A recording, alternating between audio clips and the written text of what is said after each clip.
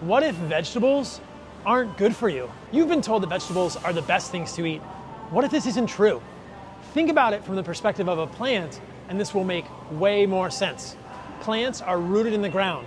They can't run away from predators that want to eat them.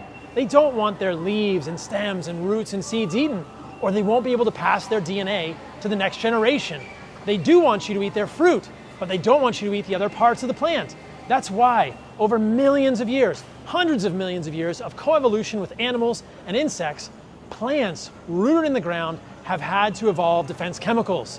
Things like isothiocyanates in kale, which harm your thyroid, oxalates in spinach, which can lead to kidney stones, and furanocoumarins in celery, which can accumulate in your skin and cause skin damage. Vegetables, probably not so good for you. Meat, organs, fruit, the best foods for humans. Focus on those, get rid of vegetables. You'll feel better. According to the proponents of carnivore diets, all plant foods are toxic. Let's unpack that, shall we? Hey, this is Josh from Vitality Maximized, and today we're going to unpack the statement that all plant foods are toxic. Before we begin, if you've been liking and viewing our content for some time now, please don't forget to like, hit that subscribe button, and turn on those bell notifications on YouTube and Odyssey. This helps support Vitality Maximized. Back to plant foods. For those who don't know what we mean by plant foods, we're talking fruits, vegetables, grains, legumes, herbs, spices, nuts, and seeds. A common reason why plant foods are considered toxic to the carnivore diet proponents is because a lot of plant foods contain something called anti-nutrients. Anti-nutrients are a family of compounds that inhibit absorption and assimilation of physiological nutrients contained in the food. This is a plant's defense mechanism to protect itself from you and other animals. They cannot run, neither can they hide like us or other animals. Examples of these are phytic acid, trypsin inhibitors, protease inhibitors, goitrogens, saponins, oxalates, lectins, tannins. Some of you watching this may be familiar with the names already. Where I think they have it right is that anti-nutrients do lower nutrient absorption and can harm the digestive tract. And there's quite some strong evidence supporting this. There are 4 studies I am going to share, which I'll leave in the show notes, that relate to phytic acid and lectins, but I'll just share 2 for the purpose of this video.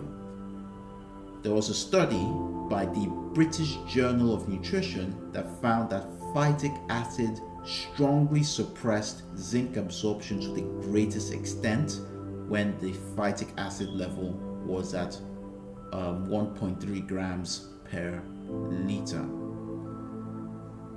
Another study, which was an in vivo study, that means through an organism, a living organism, by the Journal of Immunology, found that plant lectins can activate various inflammasomes and promote systemic inflammation. If your goal is to maximize nutrient absorption, this is not looking good for plant foods at all, is it? Let's just hold on to just one thought.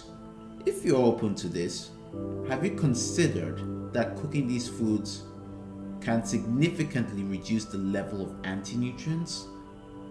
Have you considered that soaking, sprouting, fermenting before cooking can reduce the level of anti-nutrients? Let's explore this. There was a review by the Food Production, Processing and Nutrition in 2020 that found a study that soaking a plant name called Mucuna flagellipes reduced phytate by 28% after 6 hours, 36% after 24 hours, and there was another review by Food and Health found fermentation of millet reduced phytate as much as 88% when mixed with pure bacterial cultures like the Lactobacillus brevis. So links in that are shown below. And there's also research from the Journal of Food Science of Technology that found that pressure cooking cowpeas for 3 minutes reduced phytate by 30%, tannins by 62%, and trypsin inhibitors by 79%. The reduction of these anti-nutrients will probably be much greater if cowpeas were cooked like how most beans, or if not all beans, are cooked in a pressure cooker, being, putting something to pressure and then natural release and everything along those lines. So now imagine doing both, soaking, sprouting, fermenting, whichever one is that suits you, and then cooking it in a pressure cooker, right?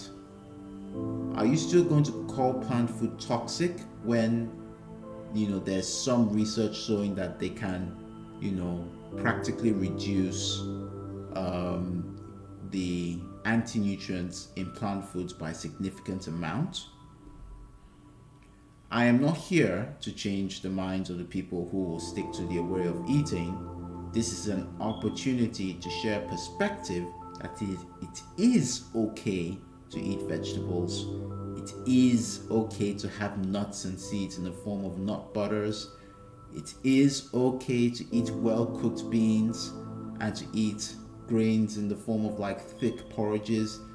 They just need extra care and attention in maximizing some of the nutrients found in the food while reducing the harmful effects of eating such foods.